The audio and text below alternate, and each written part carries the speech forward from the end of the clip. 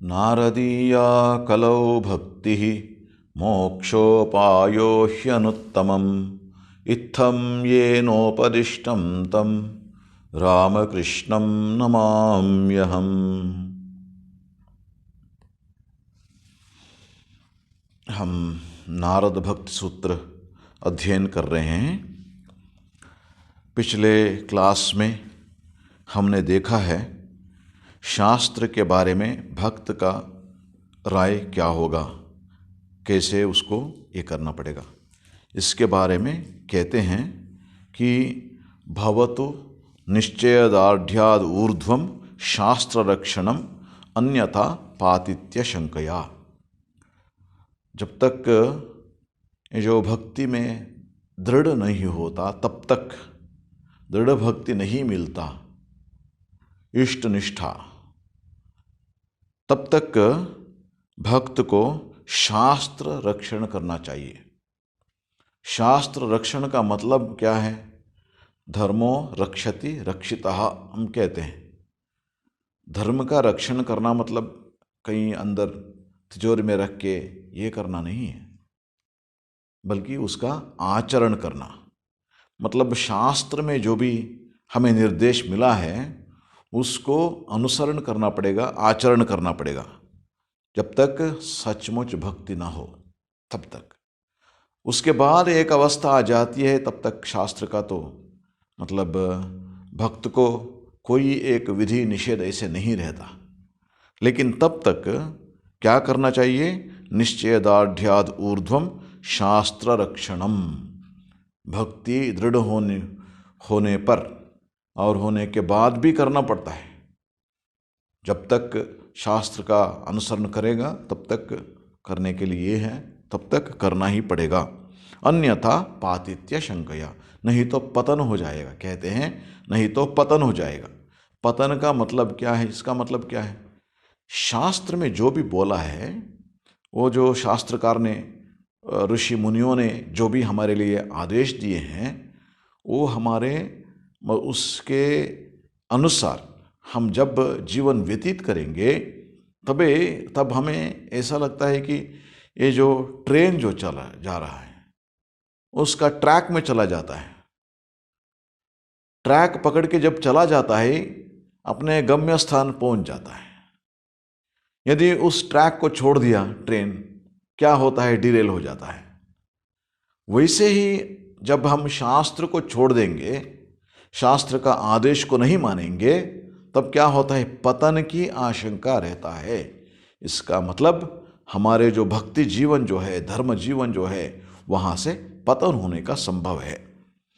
और शास्त्र के बाद अब मतलब आज का जो सूत्र है वो क्या है?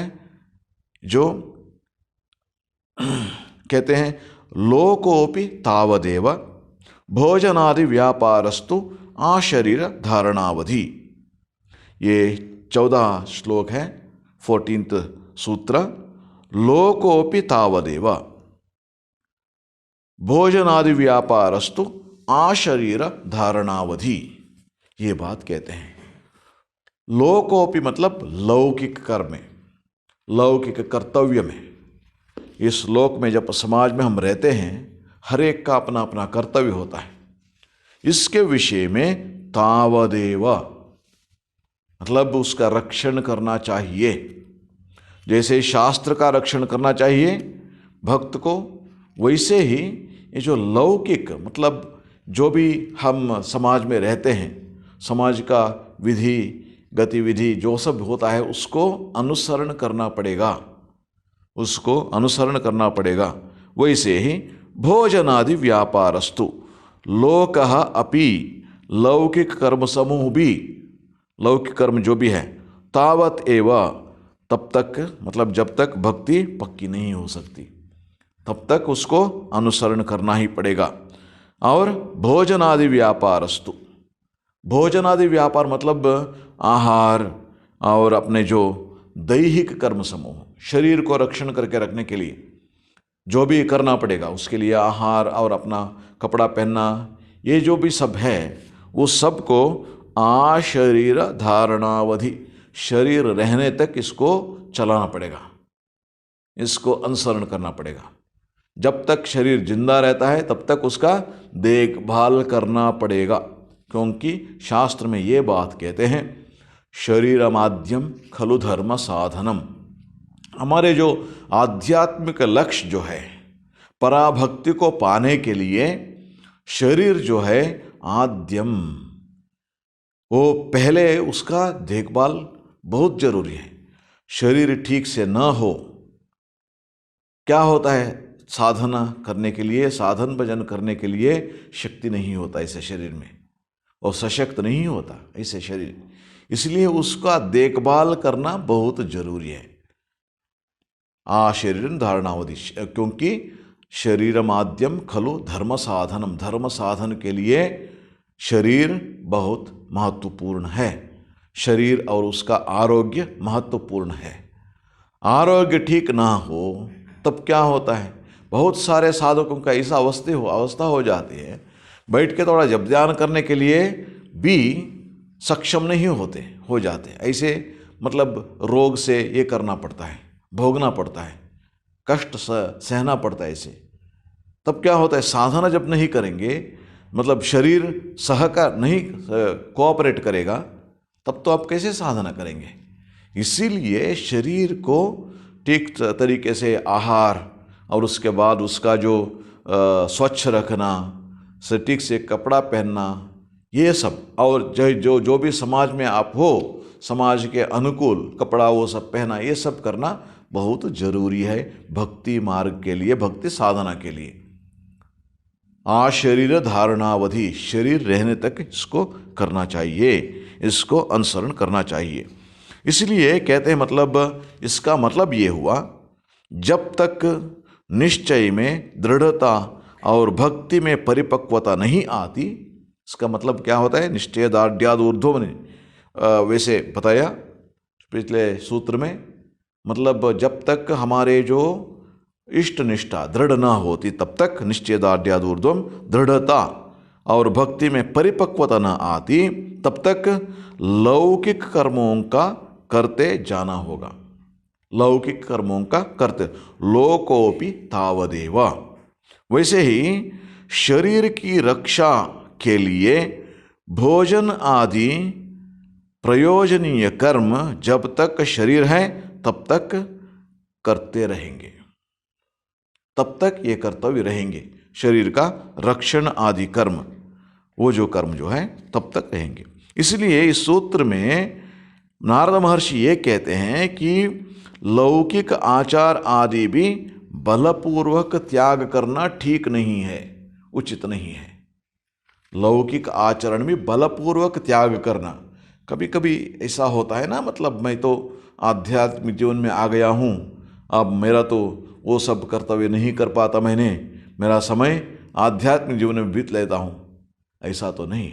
जब जो भी कर्तव्य जो होता है, लौकिक कर्तव्य जो होता है, मतलब इस समाज में हम रहते हैं, समाज का अपना कर्तव्य होता है, जो भी रहते हैं वो कर्तव्य जरूर करना ही पड़ेगा। और उसके बाद उसमें ये भी आता है, मतलब वेशभूषण, चल चालन, जो भी समाज में जो होता है आदि कार्यों में हम लोगों को सामाजिक रीति नीति के साथ तालमेल रख कर चलना पड़ेगा। ये नारद महर्षि कहते हैं, समाज में तालमेल मिलकर चलना पड़ेगा। भक्त लोगों को जो भी हो समाज में, उसका रीति नीति जो हो उसके ये करना पड़ेगा। और उसके बाद ये जो खाना पीने का बात कब तक, जब ये देखिए जो शरीर रहता है तब तक, क्योंकि श्री रामकृष्ण कहते हैं कलिते अन्नगत प्राण। इस कलियुग में शरीर अन्न के ऊपर आधार है। मतलब मानो 2-3 दिन खाना नहीं खाया तब क्या हाल होता है, मन सोचना भी बंद कर देता है ना, ये अवस्था हमें आ जाती है। इसलिए जब साधना कैसे करोगे, इसीलिए खाना पीना तो रोज करना ही पड़ता है, ये बात है। और उसके साथ साथ ये जो देखिए, जो लौकिक कर्म का मतलब जो है, अपना जो कर्तव्य जो होता है, मतलब खाना पीना, शरीर रक्षण, ये सब होता है। और कई चीज़ें ये आ जाते हैं, मतलब कामना वासना भी है, उसके लिए क्या हाल है, थोड़ा उसके बारे में सोचना पड़ेगा। क्योंकि ये जो कहते हैं, किंतु किसी कामना वासना को लेकर शारीरिक भोगों की लालसा के मिटाने के लिए वे इन सारे कर्मों में प्रवृत्त नहीं होते। ये बात है, इसलिए ये बात हमें समझना पड़ेगा। क्योंकि ये जो भक्ति जो है, भक्ति मार्ग में जो भक्त आगे बढ़ते जाते हैं, धीरे धीरे भक्ति में दृढ़ होता जाता है, तब कभी कभी ऐसा लगता है कि ये जो लौकिक कर्म जो है, शास्त्र कर्म हो, शास्त्र विहित कर्म हो, या लौकिक अपने जो कर्तव्य जो हो, वो सब कभी कभी भारी लग जाता है। मतलब कैसे करूं ये सब, मतलब हमारे जो मन को विचलित करता है, इसको कैसे करें, ये सब हम सोचने लगते हैं। लेकिन जब तक शरीर में रहेंगे, खाना पीना तो छोड़ना नहीं, वस्त्र धारण ये सब चलता रहेगा, और लौकिक कर्मों में भी तब तक उसको करते रहेंगे। इसके समझने के लिए हमें कई चीज़, मतलब क्या बोलना चाहते हैं यहाँ पर नारद महर्षि, इसको समझने के लिए ये होना चाहिए कि देखिए, जो श्री रामकृष्ण के जीवन में इसके बारे में कई घटनाएं आते हैं। एक है, जब देखिए जो श्री रामकृष्ण का विवाह हुआ था शारदा माता से, और उन दिनों जब शारदा माता दक्षिणेश्वर आई, श्री रामकृष्ण अपने जो साधना जो है उसको समाप्ति करके, और उसके बाद उनका ये भी हुआ था, निर्विकल्प समाधि का लाभ भी हुआ था। मतलब आध्यात्मिक जीवन का जो चरम सीमा जो है उसको पहुंच गए थे। फिर भी जैसे शारदा माता आई वहाँ पे, और उन्होंने श्री रामकृष्ण ने क्या है, उनका ठीक तरीके से देखभाल किया। पहले बार जब आई थी दक्षिणेश्वर शारदा माता, बुखार हुआ था उनको, श्री रामकृष्ण अपने कमरे में उनको वस्ती के लिए ये सब व्यवस्था की, और खाने पीने का, और डॉक्टर को भी बुलाया उन्होंने, और उनका जो इलाज जो सब है वो सब करवाया। ये सब हम देखते हैं।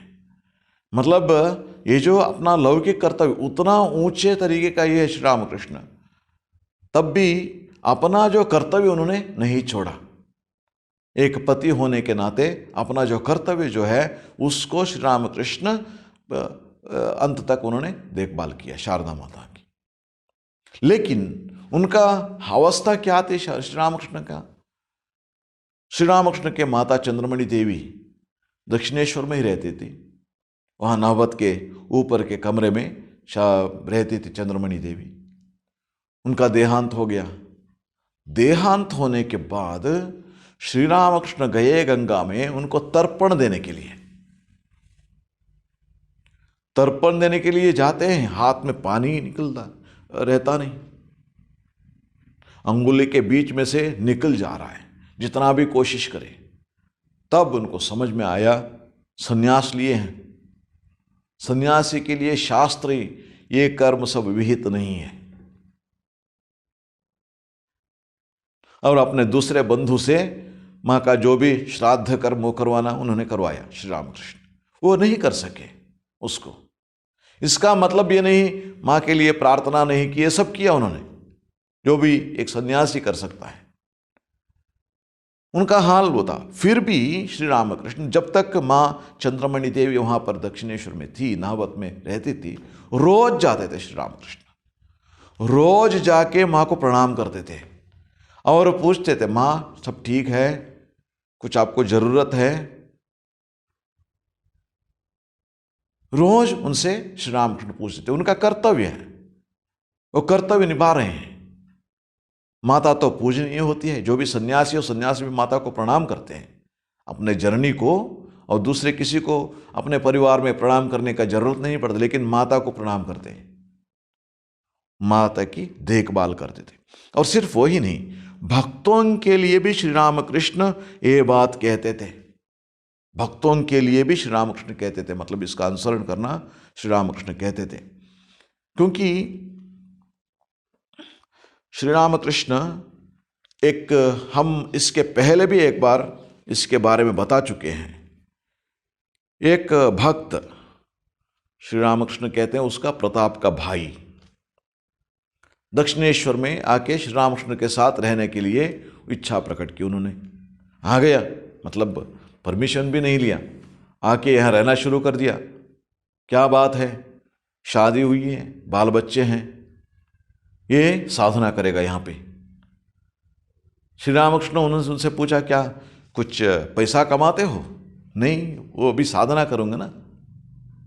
श्री रामकृष्ण उनको डांटे, क्योंकि तुम्हारा शादी हुआ है, तुम्हारा कर्तव्य है, लौकिक कर्तव्य है। वो क्या है? अपने जो पत्नी और बच्चे, उन लोगों को देखभाल करना ही है। जब विवाह किया, शादी किया, करने के बाद ये सब कर्तव्य निभाना ही पड़ता है। इसलिए जाओ, कोई एक जॉब है ना ढूंढो, और उसके बाद पैसे कमाओ, अपने परिवार को पहले देखभाल करो। उसको छोड़ के जो पलायन जो करते हो वो ठीक नहीं है, श्री रामकृष्ण कहते हैं। और श्री रामकृष्ण के पास एक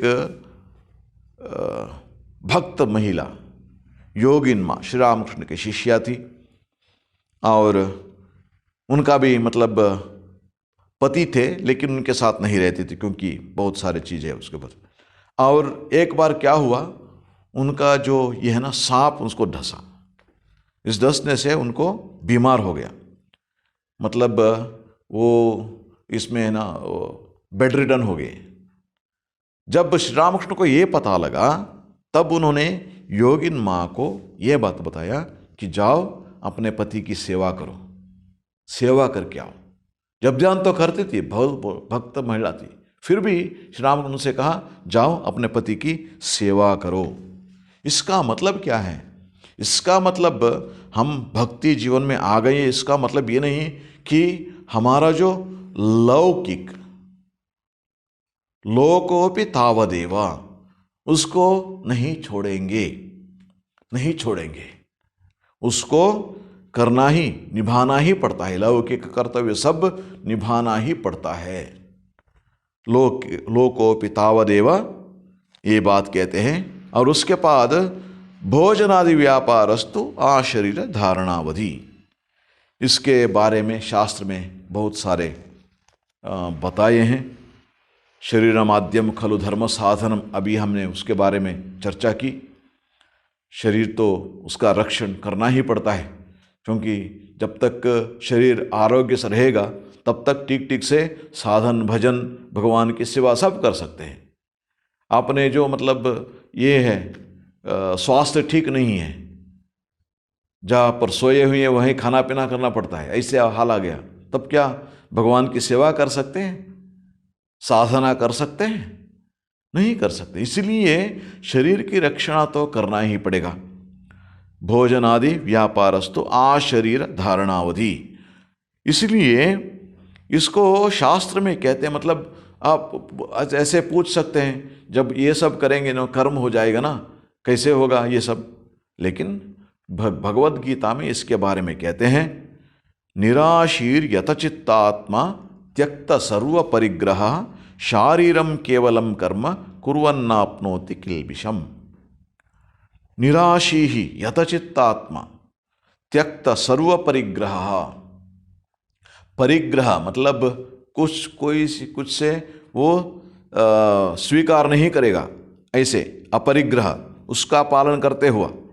और निराशी ही, कोई उसको जीवन में पाने के लिए कुछ भी नहीं, भगवान को छोड़ के और कुछ पाने की इच्छा नहीं, ऐसे एक इसको यतचित्तात्मा, मन के ऊपर उसको निग्रह आ गया है। और शारीरम केवलम कर्म, ऐसी अवस्था में शरीर रक्षणा के लिए जो भी कर्म करेगा, जो भी कर्म करेगा, उससे कुर्वन न आपनोति किल्बिषम, उससे कोई पाप नहीं होगा, उसका कर्म फल भी कुछ भी नहीं मिलेगा उसको। क्योंकि हमें ये हो जाता है ना, जब हम कुछ खाना पीना करते हैं, उससे क्या हुआ, कुछ खाने के लिए अच्छा खाना मिल गया, अच्छा खाना मिल गया, अच्छा खा लिए, और उसके बाद मन के अंदर है ना अपना ये होता है, उसको फिर खाने के लिए आशा जगाती है और इच्छा जागती है, तब क्या करेंगे? इसलिए ये सब बातें हमें थोड़ा समझना चाहिए। ये कहते हैं वो मतलब ये जो खाना पीना जो भी है, वैसे भक्त मतलब जिसको ये मिल गया, भक्ति मिल गया, उसको कोई चीज़ खाने का इच्छा नहीं रहता। जो भी खाना मिला है उसको आनंद से खा लेता है, क्योंकि उसको पता है हम खा रहे हैं क्यों? शरीर रक्षण के लिए।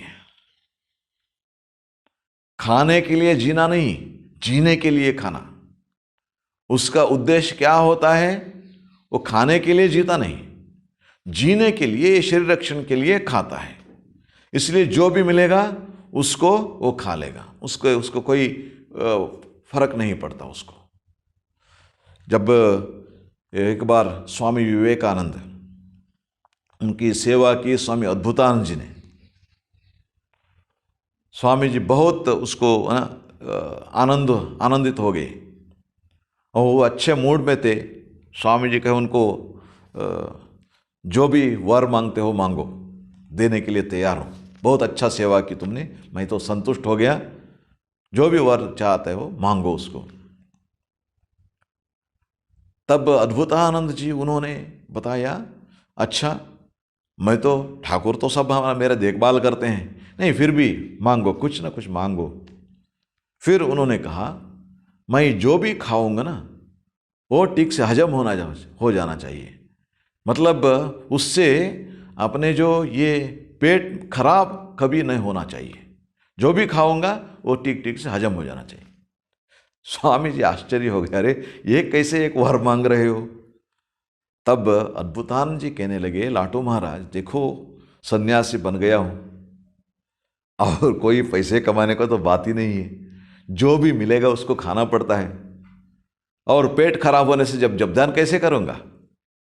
इसीलिए जो भी खाऊंगा खाना ठीक से हजम हो जाए, शरीर खराब ना हो जाए, पेट खराब ना हो जाए, यही वर मांग रहा हूँ, क्योंकि क्या मिलेगा खाने के लिए पता नहीं ना।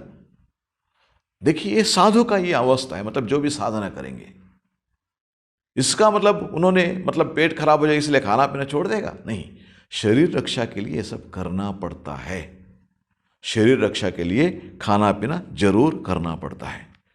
और इसी के साथ साथ और एक बात हमें शरीर रक्षा के लिए करना चाहिए, इसके बारे में और एक बात भी आएगा यहाँ पर, भक्त के ये क्या होगा।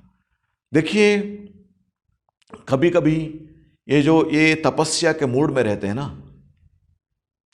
अपने शरीर को दंडित करते हैं, शरीर को दंडित करते हैं, वो भी ठीक नहीं है।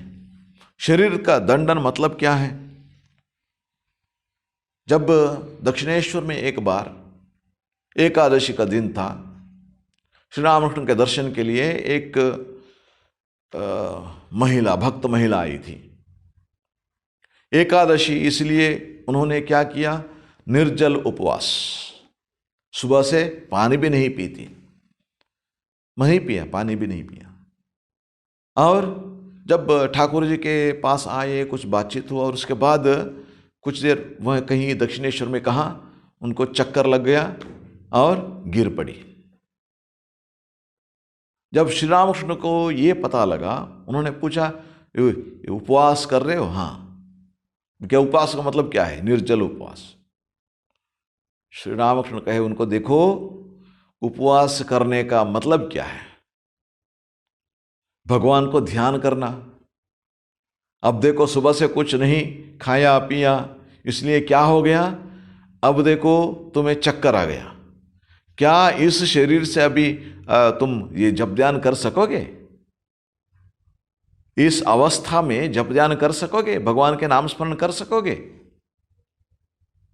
इसीलिए कुछ न फल या कुछ न कुछ खा के ना अपने उपवास करो। उपवास का मतलब भगवान के पास रहना। शरीर दंडन नहीं है, शरीर को दंडित मत करो, शरीर को दंडित मत करो। कभी कभी है ना, ये जो एकादशी के उपवास में बारे में भूल धारणा है, बहुत सारे लोगों को। जब थोड़ा ये होते हैं, यंग होते हैं, शरीर में शक्ति होता है, उस समय करो, कुछ भी करो, चल जाएगा। लेकिन धीरे धीरे हमें ये समझना चाहिए ये सब क्यों करते हैं। अब एकादशी का भी क्यों रखे हैं शास्त्र में एकादशी विहित है। जो भी कर सकेगा निर्जल करेगा, नहीं तो सजल उपवास करेगा। न वो नहीं हो सका मतलब सारा दिन भगवान के नाम स्मरण करेंगे और कुछ नहीं, भगवान के नाम, इसीलिए उपवास करते हैं, खाना पीना छोड़ देते हैं। इसलिए जब मन दुर्बल हो जाएगा और उपवास के वजह से शरीर में शक्ति नहीं रहेगा, भगवान का स्मरण कैसा होगा।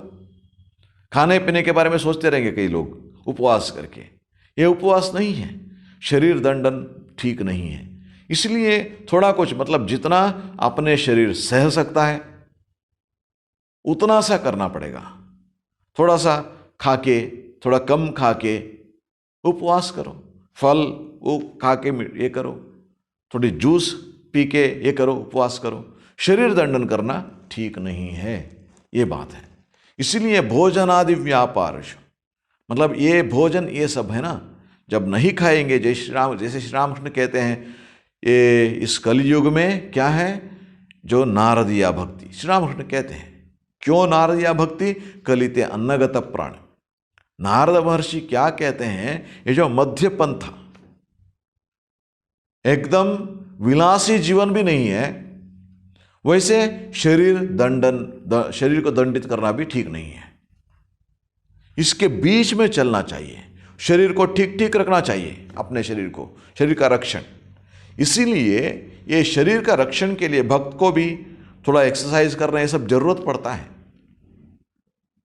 थोड़ा योगासन करो, सूर्य नमस्कार करो, जो भी बचपन से जिसका ये है वो थोड़ा करना पड़ता है, तब स्वास्थ्य ठीक रहेगा। जितना स्वास्थ्य ठीक रखने के लिए जो भी करना पड़ेगा उसको करना ही पड़ेगा, क्योंकि शरीर का आरोग्य ठीक रहेगा तभी हम साधन कर सकते हैं, भगवान को पुकार सकते हैं, भगवान के ध्यान कर सकते हैं। आशरीर धारणावधि। इसलिए ये 2-3 सूत्र हम अब तक चर्चा की, उसमें क्या लोके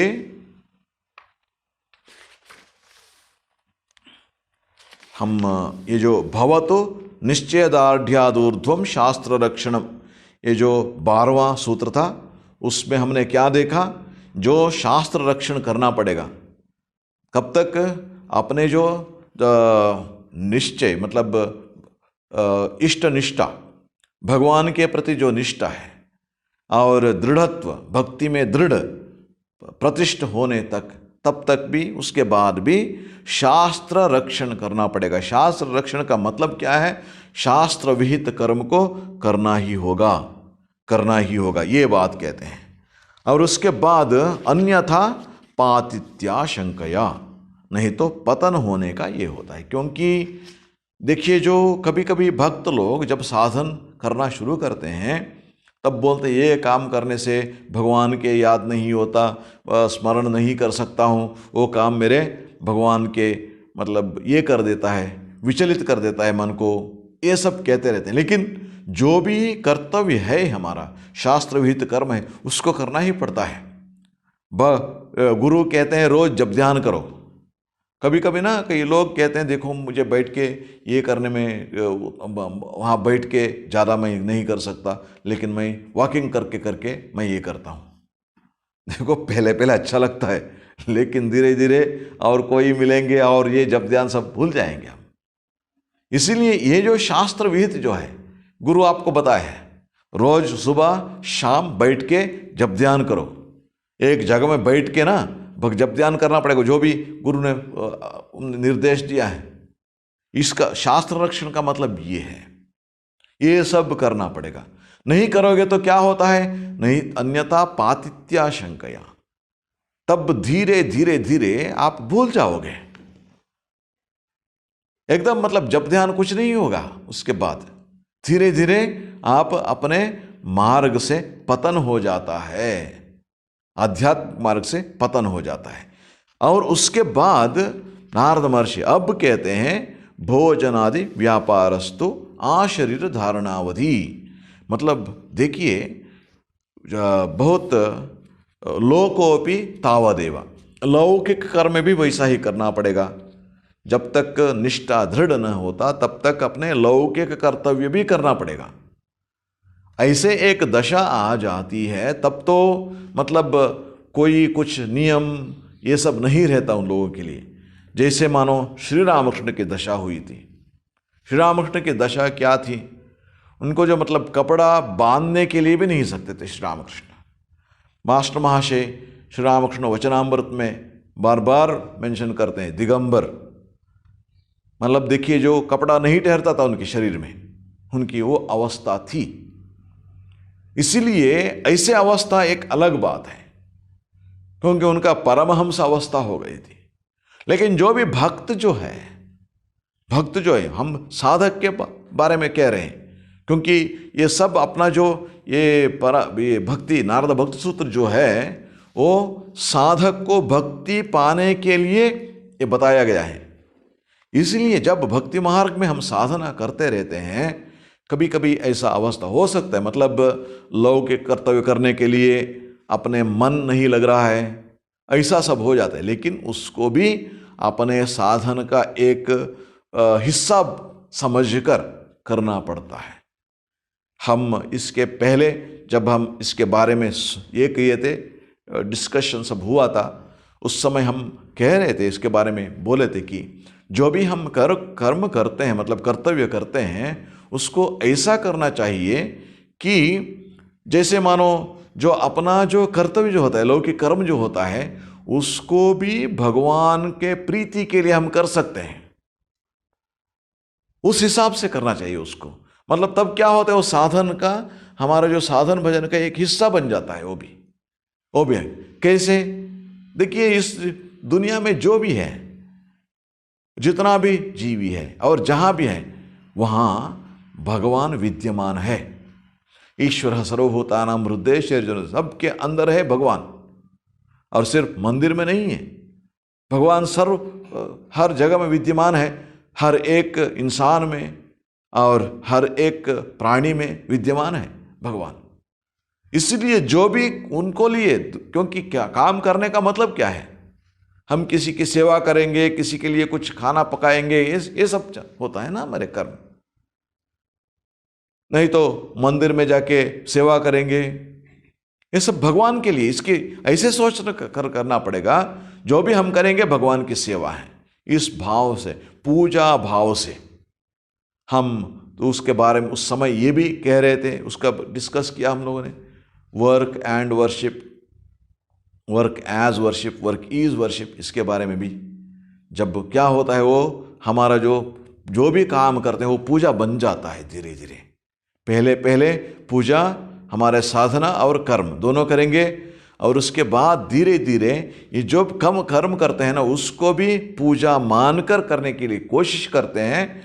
करते करते जब हमारा आदत बन जाता है, तब कर्म भी पूजा हो जाती है।